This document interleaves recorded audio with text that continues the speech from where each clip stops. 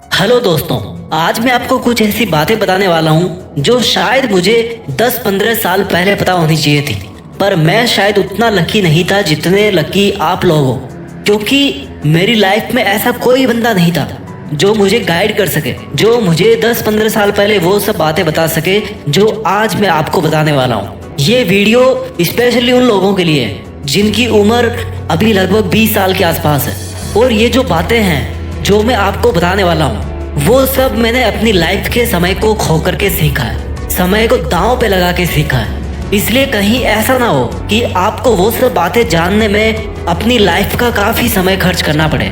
इसलिए आज ही और अभी ही आपको वो सब बातें जानना जरूरी है, वो सब मिस्टेक्स जानना जरूरी है जो मैंने अपनी लाइफ में करी है। And you know what, there is nothing more important than time in our life. In fact सच तो यह है कि टाइम ही एकमात्र सबसे जरूरी चीज है। तो जो 7 गलतियां मैंने करी है वो मैं पूरी ईमानदारी के साथ आप लोगों के साथ में शेयर करना चाहता हूँ। बात शुरू करते हैं। जब मैं अपने आप को देखता हूँ तो मेरे पास में 10 साल पहले कोई विजन नहीं था, कोई प्लानिंग नहीं थी, छोटे मोटे डेली लाइफ वाले कमिटमेंट थे, घूमना फिरना, बकवास करना, टाइम वेस्ट करना और ये सोचना कि मैं सबसे अलग हूँ और मुझे सब कुछ ऐसे ही हासिल हो जाएगा। मिस्टेक नंबर 1, मेरी सबसे बड़ी गलत फहमी थी मेरा ये सोचना कि मैं सबसे अलग हूँ, क्योंकि मैं ऐसा कोई काम नहीं कर रहा था 10 साल पहले जो मुझे औरों से अलग बनाता हो। सच्चाई तो ये थी कि मैं भी वही सब कर रहा था जो हर कोई कर रहा था। समय की बर्बादी, कोई बड़ा सपना नहीं देखना, और जब सपना नहीं होगा तो मेहनत क्या करोगे आप? कोई विजन तो है नहीं आपके पास।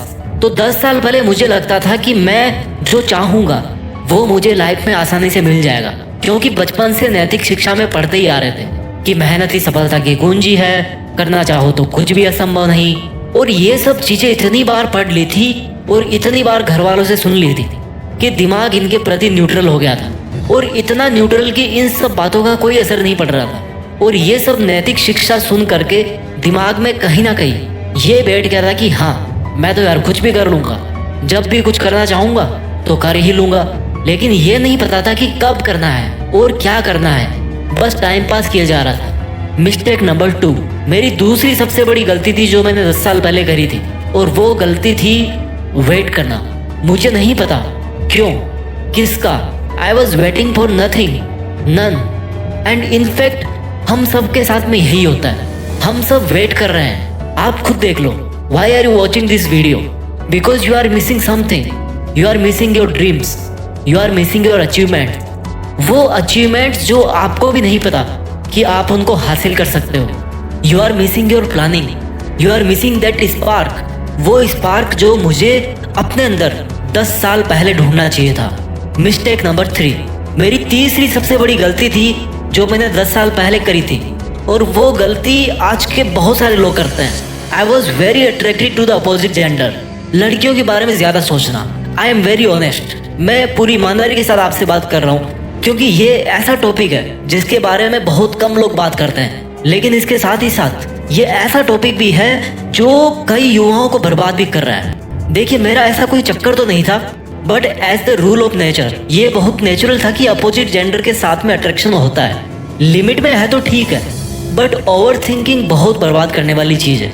And I am honest about it. और मुझे आपको ऐसा बताने में कोई हर्ज नहीं है जिससे आप सब लोग, यानी कि हमारे देश का यूथ, उस एक काल्पनिक दुनिया से बाहर निकल सके जो उसको एक इमेजिनरी इल्यूजन में रखती है, जो उसको बर्बाद करके रखती है, जो उसको आउट ऑफ द बॉक्स देखने से रोकती है, उसकी रियल कैपेबिलिटी पहचानने से रोकती है। Because most of the cases में क्या होता है, गाइस ब्रेक डाउन, लोग देवदास बन के बैठ जाते हैं। अल्टीमेटली उनका वैल्यूएबल टाइम और एनर्जी दोनों वेस्ट होने लगते हैं। To the very honest, today I realize कि अगर मेरी लाइफ में 10 साल पहले कोई जरूरी चीज होनी चाहिए थी तो वो थी खुद के ड्रीम्स के ऊपर ध्यान देना। किसी और की लाइफ पे नहीं, बल्कि खुद की लाइफ की प्लानिंग करनी चाहिए थी मुझे उस टाइम। शायद अगर मैं ऐसा कर रहा होता तो आज मैं जैसा भी हूँ उससे ज्यादा बेटर होता। और trust me, just get out of this shit, just get out of this imaginary world of over thinking about someone.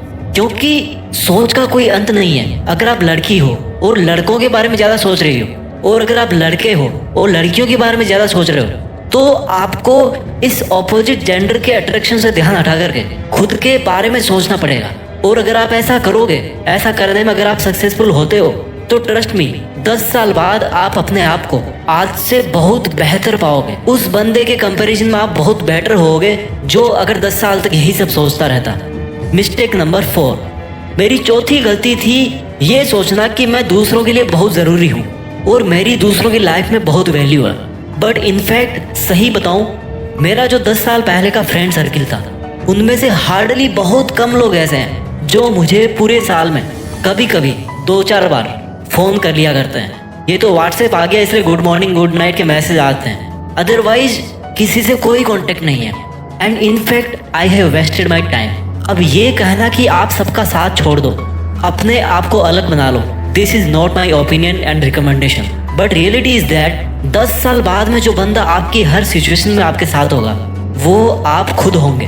Time waste करना यार बहुत आसान है। This is world's easiest job to waste your time. 10 साल बाद हर इंसान के अपने अपने अलग अलग लफड़े होंगे, केवल आप खुद ही अकेले वो इंसान होंगे जो तब भी खुद के साथ में खड़े होंगे। 10 साल बाद में भी आप खुद आपके सबसे ज्यादा करीब होंगे। 20 साल बाद भी आप खुद आपके सबसे ज्यादा करीब होंगे और मरते दम तक केवल आप ही खुद के सबसे ज्यादा करीब होंगे। मैं आपको सेल्फिश बनने के लिए नहीं बोल रहा हूँ, but just realize your existence. लोगों से घुलो मिलो, क्वालिटी टाइम स्पेंड करो, बट माय डियर दूसरों के लिए जीते जीते कहीं अपने खुद के सपने दांव पे मत लगाना, क्योंकि आपके लिए आपसे बेहतर इंसान इस 780 करोड़ की दुनिया में तो कोई नहीं है। दूसरा मिस्टेक नंबर 5, जो 5वीं गलती मैंने करी थी 10 साल पहले, वो ये थी कि मैं अपने पेरेंट्स पर उतना ध्यान नहीं देता था जितना मुझे देना चाहिए था। क्योंकि अगर आज भी मैं ध्यान से देखता हूँ तो जो फिक्र मेरी माँ को 10 साल पहले मेरे बारे में हुआ करती थी वही फिक्र उनको आज भी होती है। भले ही मैं इंडिपेंडेंट हूँ, बट आज भी मेरे पिताजी वही फिक्र करते हैं जो 10 साल पहले क्या करते थे।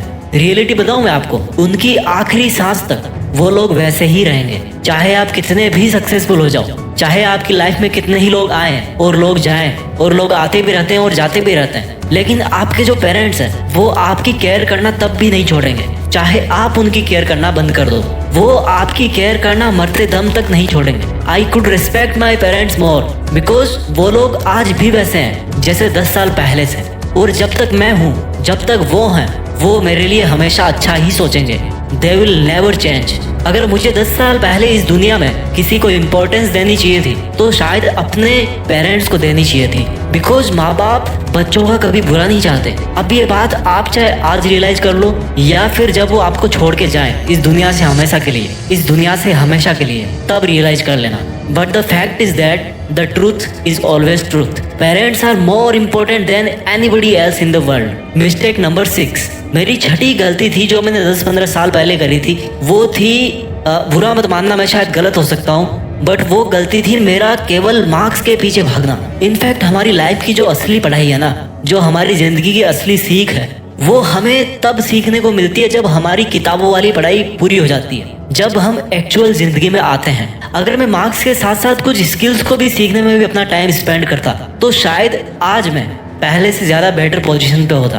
Being in lower middle class family, अगर मैं कंप्यूटर टाइम पे सीखा होता, मैं इंग्लिश बोलना टाइम पे सीखा होता, इस दुनिया को और खुद को समझने की कोशिश की होती, तो आज मैं थोड़ा सा ऊपर होता, थोड़ा सा बेटर होता। ये बात अलग है कि बाद में जब मैंने चीजें रियलाइज करी तो उसके बाद में I never wasted my time. मैं किसी को ब्लेम नहीं करता यार, क्योंकि जब हम अलग अलग परिवार में पैदा होते हैं तो उस परिवार की सिचुएशन भी अलग अलग होती है। लेकिन दिस इज द ट्रूथ कि आजकल जो सोसाइटी का स्ट्रक्चर है उसमें आज भी कई जगह केवल मार्क्स से किसी बंदे के बारे में जजमेंट किया जाता है, and this is not fair. A person should be recognized by his skills and not just by marks, क्योंकि end of the day it's only the skill जो आपके घर का पेट भरती है, जो आपका काम है, जो चीज आप जानते हो, जो आप करोगे उसी से आपके घर का पेट भरेगा। कुछ जॉब्स को छोड़ दो, बाकी जितने भी मेजॉरिटी ऑफ जॉब्स हैं वो यही देखते हैं कि ये जो बंदा है वो हमारे लिए क्या कर सकता है। वो ये नहीं देखते कि आपके सोशल साइंस में 1 नंबर कम था, ज्यादा था। सरकारी नौकरी को छोड़ दीजिए, उनका अलग सिस्टम है, सिलेक्शन प्रोसीजर अलग है। आप कहीं पर बहुत अच्छी कोई नौकरी करने जा रहे हो, प्राइवेट जॉब करने जा रहे हो, तो वहां पर आपके मार्क्स से ज्यादा आपके ऊपर ध्यान दिया जाता है, आपको देखा जाता है, आपको जज किया जाता है। अगर केवल नंबर लेना सब कुछ होता ना तो वो बंदा आज भूखे मर रहा होता जो बिल्कुल पढ़ा लिखा नहीं है। जबकि सच्चाई तो ये है कि मैं ऐसे कई लोगों को जानता हूँ जो अपनी पर्सनल लाइफ में बहुत कम पढ़े लिखे हैं या अनपढ़ है, लेकिन फिर भी अच्छे इज्जतदार इंसान है और पैसे भी हैं उनके पास। हाँ, मार्क्स लाना जरूरी है, लेकिन ये सोचना कि मार्क्स से ही सब कुछ हो जाएगा, नंबरों से ही सब कुछ हो जाएगा, नंबर ही पैसा कमा के देंगे, तो ये भाई बहुत बड़ी भूल है। आपने कितना रट्टा मारा, इसकी ज्यादा वैल्यू नहीं है। आपने कितना सीखा है, आप में क्या क्या स्किल्स है, आप में क्या क्या क्वालिटीज है, इसकी बहुत ज्यादा वैल्यू है। मिस्टेक नंबर 7, मेरी 10 साल पहले की 7वीं गलती थी पैसे इन्वेस्ट ना करना। अब उसके रीजन चाहे कुछ भी हो, इनफैक्ट मुझे इन्वेस्टमेंट का मतलब भी नहीं पता था यार। I was a student and you know what, student life में भी हमें घर से ठीक ठाक पैसा मिल जाता है। हाँ, मैं मानता हूँ कि उस टाइम पर इतनी टेक्नोलॉजी नहीं थी, आजकल तो इन्वेस्ट करना बहुत ईजी है। और जहाँ तक मुझे याद है, कम पैसे के बाद भी मैं कई बार फालतू खर्चे करता था और उन सब चीज़ों पर करता था जो मुझे लगता था कि मेरे लिए ज़रूरी थी, बट थोड़े दिन बाद में ऐसा लगता था कि यार मैंने फालतू में खर्चा किया।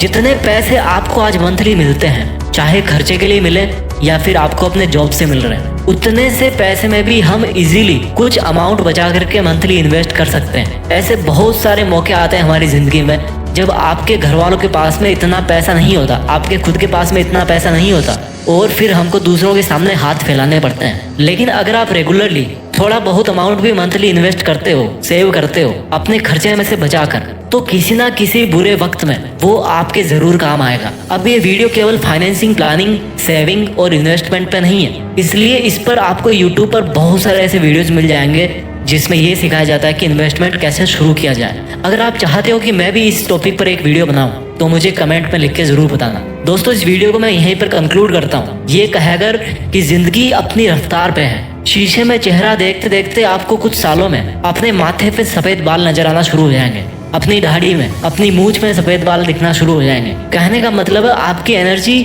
हर सुबह के साथ में कम होती जाती है। This is perfect time to stop doing those mistakes जो मुझे लगता है कि मैंने 10 साल पहले करी थी।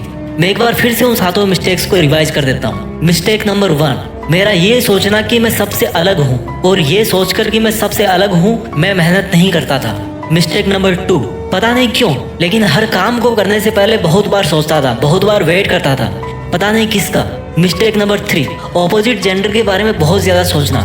मिस्टेक नंबर 4, ये सोचना कि मैं दूसरों के लिए बहुत ज़रूरी हूँ, लेकिन ऐसा होता नहीं था। मिस्टेक नंबर 5, अपने पेरेंट्स पर कम ध्यान देना, उनकी कम बात मानना। मिस्टेक नंबर 6, केवल मार्क्स के पीछे भागना और ये समझना कि ये नंबर ही सब कुछ करके देंगे। मिस्टेक नंबर 7, पैसे नहीं बचाना और नहीं इन्वेस्ट करना। ये वीडियो मैंने अपनी पूरी ईमानदारी के साथ बनाया। अगर आपसे कोई ऐसी गलती हुई है जो आप नहीं चाहते कि इस देश का कोई और युवा करे, तो कमेंट सेक्शन में सबके लिए ज़रूर लिख के छोड़ना। आज आप डिसीजन ले लो और डिसिप्लिन अपना लो। 10 साल बाद में पूरे चांस है कि आप देश में अपना नहीं बल्कि दुनिया में देश का नाम कर सकते हो। जय हिंद, वंदे मातरम।